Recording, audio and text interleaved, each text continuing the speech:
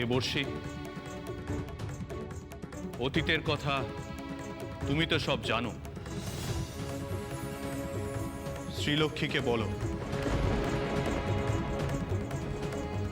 কিভাবে দেবরাজ ইন্দ্র তার সিংহাসন হারানোর ভয়ে তপস্যারত বলির ওপর অকারণে বজ্র নিক্ষেপ করেছিলেন।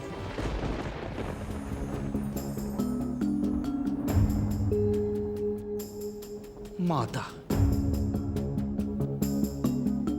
সে এক লজ্জার কাহিনী।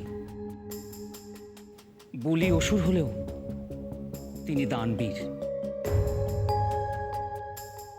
তিনি দান ধ্যান করতেন, তিনি তপস্যা করতেন,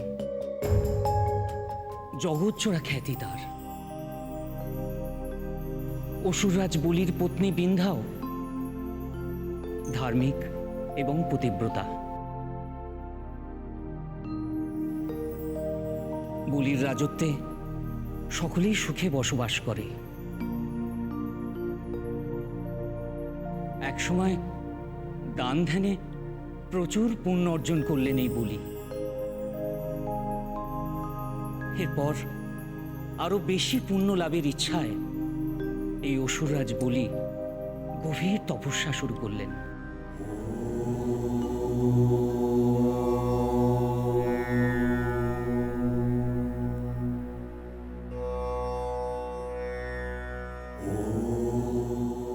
বলির এই মহাতপস্যার সংবাদ পৌঁছল ইন্দ্রলোকে।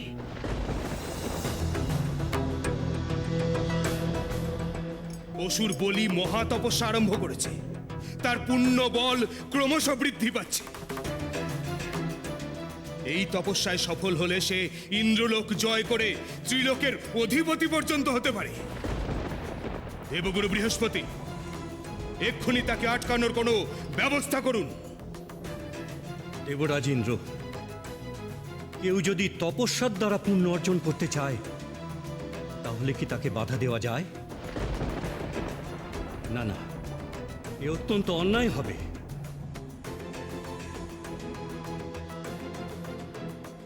দেবগুরু বৃহস্পতির কথা পছন্দ হয়নি দেবরাজের। তাই তিনি বলির তপস্যা পণ্ড করার জন্য নানা উপায় করলেন। শেষে কোনো কিছুতেই সফল না হয়ে তিনি তপস্যারত বলির সম্মুখে হাজির হলেন।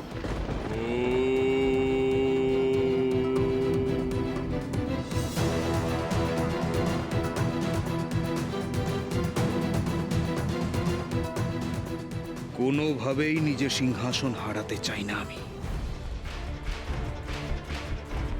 তপস্যায় সিদ্ধি লাভ করার আগেই তাই বলিকে বধ করতে হবে।